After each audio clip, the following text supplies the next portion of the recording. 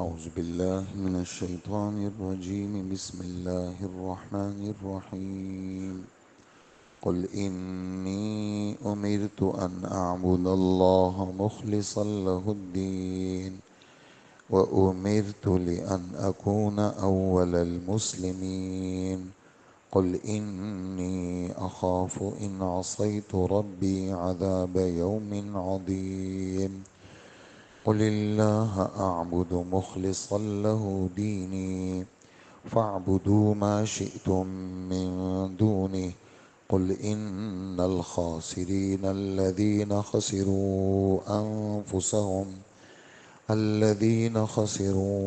أنفسهم وأهليهم يوم القيامة ألا ذلك هو الخسران المبين لهم من فوقهم ظلل من النار ومن تحتهم ظلل ذلك يخوف الله به عباده يا عباد فاتقون صدق اللہ العظیم۔ سورہ زمر کی آیت نمبر 11 سے 16 تک کی تلاوت ہوئی۔ اللہ جل جلالہ حضور صلی اللہ علیہ وآلہ وسلم کو حکم دے رہے ہیں اور آپ کے واسطے سے ہم سب کو حکم ہے کہ آپ فرما دیجئے مجھے تو حکم دیا گیا ہے کہ میں اللہ کی اس طرح عبادت کروں کہ میری بندگی خالص اسی اللہ کے لیے ہو، اور مجھے حکم دیا گیا ہے کہ سب سے پہلا فرما بردار میں بنوں۔ مجھے حکم دیا گیا ہے کہ میں ایسی عبادت کروں کہ میری بندگی خالص اسی اللہ کے لیے ہو، اور مجھے حکم دیا گیا ہے کہ سب سے پہلا فرما بردار میں بنوں۔ 8ویں پارے میں ایک آیت ہے، آپ سب حضرات اس کو جانتے بھی ہیں، پڑھتے بھی ہیں، جس میں یہ والی بات ہے کہ بلکہ یہ بھی آتا ہے احادیث میں کہ اللہ اکبر کے بعد نفل نماز میں، فرض نماز میں تو اختصار ہوتا ہے، نفل نماز میں اللہ اکبر کے بعد یہ والا ٹکڑا پڑھتے ہیں، ان صلاتی و نسکی و محیای و مماتی للہ رب العالمین لا شریک لہ وبذالک امرت وانا اول المسلمین۔ آپ فرما دیجئے کہ میری نماز، میری زکوٰۃ، میری بدنی عبادتیں، میری مالی عبادتیں، میری قربانیاں، میرا جینا، میرا مرنا سب اللہ کے لیے، اور وہ اللہ کون ہے؟ وہ تمام جہانوں کا پالنے والا ہے، اس اللہ کا کوئی شریک نہیں ہے، اور مجھے حکم دیا گیا ہے کہ میں سب سے پہلا فرما بردار بن۔ یہ والی آیت ہے 8ویں پارے میں سورہ انعام کے آخری رکوع میں، اس پہ سورہ انعام 2-3 آیتوں کے بعد ختم ہو جاتی ہے، وہاں یہ آیت ہے کہ میری بدنی عبادت، میری مالی عبادت، میرا جینا، میرا مرنا صرف اللہ کے لیے، اور اللہ کا کوئی شریک نہیں ہے، اور مجھے اس کا حکم ہے، اور میں سب سے پہلا مسلمان فرما بردار ہوں۔ تو یہاں پر بھی یہی ہے کہ مجھے یہ حکم ہے کہ میں سب سے پہلا فرما بردار ہوں۔ اس میں ایک بات یہ ذہن میں رکھیں، چونکہ نبی چیز پہنچانے والے ہیں اور آگے بتانے والے ہیں، تو سب سے پہلا آسمانی حکم اس پہنچانے والے کی طرف متوجہ ہوتا ہے، وہی فرما بردار بنیں گے، اور نبی کی نافرمانی تو یعنی ناممکن ہے، ہو ہی نہیں سکتی۔ اس میں ایک نقطہ یہ بھی بیان کیا گیا ہے کہ چونکہ یہ امت نبی کی نائب ہے، اور یہ امت نبی کی باتوں کو آگے پہنچانے پر مامور ہے، اس نبی کے امت کے ذمے ہے کہ آسمانی باتوں کو لینا اور پھر آگے دینا۔ اس میں یہ نقطہ بیان ہوا ہے کہ جو بھی اللہ کی بات، اللہ کا پیغام آگے پہنچائے، اس کے ذمے ہے کہ وہ پہلے اپنے آپ کو فرما بردار بنائے، تو اس کو دیکھ کر کے لوگ آگے بڑھیں گے۔ اگر بات کرنے والا بے دین ہے، حکم تو اس کو بھی ہے کہ وہ بات آگے پہنچ جائے، لیکن اس کی بات کا خاطر خواہ اثر نہیں پڑتا، اس لیے کہ ہر آدمی کہے گا کہ بھئی پہلے اپنے آپ کو ٹھیک کرو، اپنے گھر کی خبر لو پہلے، پھر آ کر کے ہم سے بات کرو۔ تو ہر آدمی، کوئی منہ پھٹ ہوگا تو ایسے کہہ دے گا، کوئی نہیں ہوگا تو دل میں سوچے گا۔ اس لیے سب سے پہلا حکم یہ ہے کہ آدمی اپنے آپ کو اور فرما بردار بنائے۔ اور عبادت کے اندر ہم آپ سب جب نیت باندھتے ہیں، ہم سب کہتے ہیں کہ میں خالص اللہ کے لیے نماز پڑھ رہا ہوں، میں خالص اللہ کے لیے حج کرتا ہوں، میں آج کا روزہ رکھوں گا تو میں خالص اللہ کے لیے کرتا ہوں۔ ہر عمل کے اندر آدمی کوشش کرتا ہے کہ وہ عمل خالص اللہ کے لیے ہو۔ شیطان کی اپنی کوشش، انسان کی اپنی کوشش۔ شیطان کی کوشش ہے کہ عمل کو تباہ کر دیں، انسان کی یہ کوشش ہے کہ عمل کو خالص اللہ کے لیے کر دیں۔ پھر مجھے یہ ڈر ہے، آپ فرما دیجئے، اگر میں اپنے پروردگار کی نافرمانی کروں تو مجھے ایک زبردست دن کے عذاب کا ڈر ہے۔ یہاں نقطہ یہ لکھا ہے کہ جب نبی معصوم ان کو آخرت کا ڈر ہے اور وہ آخرت کا خوف رکھتے ہیں، تو جو لوگ معصوم نہیں ہیں ان کو بدرجہ اولا آخرت کا خوف ہونا چاہیے۔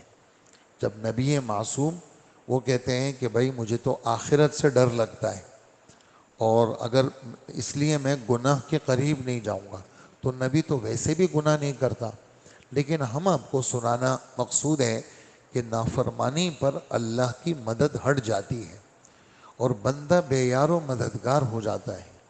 فرما برداری کے اوپر آدمی کا دل مضبوط رہتا۔ ہم آپ نے نماز پڑھی، ہمارا دل مضبوط ہے، اور اللہ کے رسول فرماتے ہیں جس نے فجر پڑھ لی وہ اللہ کی گارنٹی میں آ گیا۔ اور سن لو اے وہ لوگوں جو اس آدمی کو ستانے کی کوشش کرتے ہو، کہیں ایسا نہ ہو اس کے ستانے کی وجہ سے خدا کی پکڑ میں نہ آ جاؤ۔ وجہ اس نے فجر پڑھی ہے، تو فجر کی نماز کی وجہ سے دل مضبوط ہو گیا۔ اور اگر نماز چھوٹ گئی تو اگر مومن آدمی ہے تو پورا دن اس کا منحوس گزرے گا، وہ غمگین ہوگا۔ بھئی فجر نہیں پڑھی تو کیسا آدمی ہے؟ تو کوئی مسلمان آدمی ہے؟ تو نے ہر وقت پورا دن اپنے آپ کو ٹوکتا رہے گا، کوستا رہے گا۔ اور اگر بے دین قسم کا آدمی ہے وہ کہتے ہیں کوئی بات نہیں ہے، آج چھوٹ گئی تو کل پڑھ لیں گے۔ لیکن اگر دیندار آدمی ہے تو اس کو پریشانی ہوگی، وہ اپنے آپ کو پورا دن کوسے گا۔ تو یہ والا نقطہ یہاں لکھا ہے کہ نبی کو جب آخرت کے عذاب کا ڈر ہے تو امتی کو اس طرح اس جیسا تو نہیں ہو سکتا، لیکن کم سے کم اس کے قریب ہو جائے کہ آدمی کو اللہ کا ڈر ہو۔ اور پھر اگلا فرمایا آیت نمبر 14 کے اندر، آپ فرما دیجئے میں تو اللہ کی عبادت اس طرح کرتا ہوں کہ میں نے اپنی بندگی صرف اسی کے لیے خالص کر رکھی ہے۔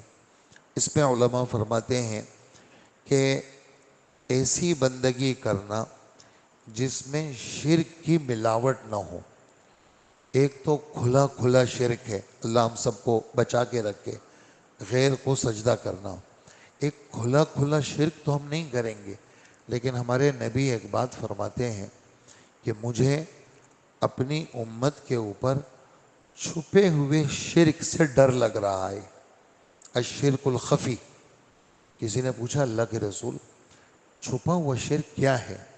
فرمایا چھپا ہوا شرک یہ ہے کہ آدمی عبادت کرے اس میں غیر کو شامل کرے۔ یار فلانا مجھے دیکھ رہے ہیں نا، دیکھو میں کیسا ہوں، دیکھو یار دیکھو میں مسجد میں آ گیا نا، یار میں دیکھو پہلی صف میں ہوں بھائی، میں کہوں گا دیکھو میں کیسا قرآن پڑھتا ہوں، دیکھو میں کیسا ہوں، میں کیسی عبادت کرتا ہوں۔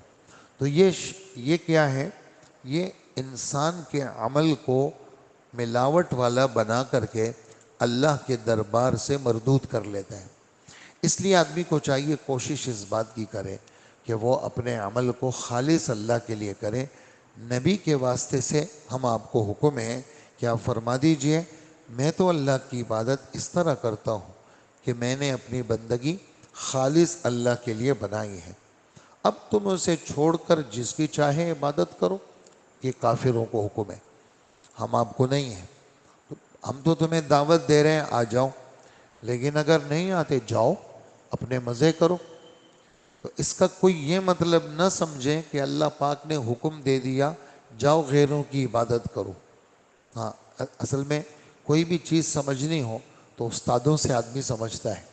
جو چیز استاد سمجھاتا ہے وہ چیز صحیح ہوتی ہے بنسبت اس کے جو اپنے ذہن سے سمجھتا ہے. تو اس میں یہ والا حکم نہیں ہے کہ جاؤ اللہ کے غیر کی عبادت کرو، یہ بات نہیں ہے. اس لیے کہ آیت نمبر 7 میں یہ بات گزری ہے کہ اللہ پاک اپنے بندوں سے کفر و شرک کو پسند نہیں کرتے. تو ابھی کیسے حکم دیں گے کہ کفر شرک کرو؟ بلکہ کہہ رہے ہیں جیسے کوئی بات آدمی بچے نہیں مانتے، کہا جاؤ جو مرضی ہے کرو تمہاری، جاؤ جاؤ جاؤ نکل جاؤ اور جو تم نے کرنا ہے کر لو. جب آدمی غصے اور تنگ آ جاتا ہے تو پھر اپنے سگے بچوں کو بھی ایسے کہتے جاؤ جاؤ جو تم نے کرنا ہے کر لو. اس کا کوئی یہ مطلب نہیں ہے کہ ابا نے اجازت دے دی جاؤ جو کرنا ہے کر لو، بلکہ یہ تو زیادہ خطرناک ہے کہ اب ابا کی کارروائی اور سخت ہو جائے گی. مجھے کہہ تو دیا لیکن اب کارروائی آگے سخت ہو جائے گی. تو اس آیت کا لفظی ترجمہ یہ ہے کہ کہہ دیں آپ کہ میں تو اب تو اسے تمہاری مرضی ہے، تم اللہ کو چھوڑ کے جس کی بھی چاہو عبادت کرو، لیکن کہہ دیں آپ کہ گھاٹے کا سودا کرنے والے تو وہ ہیں جو قیامت کے دن اپنی جانوں اور اپنے گھر والوں کو ہرا دیں گے. اپنے آپ کو بھی ہرا دیا، اپنے آپ کی بھی محنت نہیں کی، نہ بچوں کو دیندار بنایا.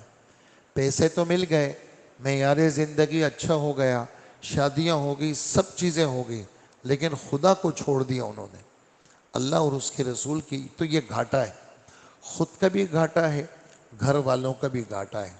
اور حقیقت میں جو بڑا گھاٹا ہے وہ یہی ہے. دنیا کے اندر لوگ کہہ دیں جی کرائسس میں آ گیا، جی سب چیزیں اس کی ختم ہو گئی، گھر بھی ختم، رزق بھی ختم، بیمار بھی ہو گیا، تو ہر ایک آدمی کا دل دکھتا ہے اس پر.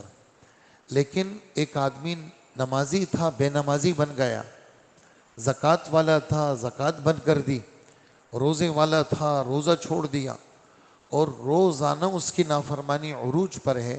تو یہ اصل میں گھاٹے میں ہے. وہ والا تو زیادہ سے زیادہ یہ ہوگا مر جائے گا، تو اگر غربت میں مرا اور اطاعت پہ مرا تو جنتی ہے، اور اگر مالداری میں مرا اور نافرمانی میں مرا تو دوزخی ہے. تو فرمایا ہے کہ دیکھو یہ سب سے بڑا گھاٹا ہے کہ جس نے اپنے رب کو چھوڑا.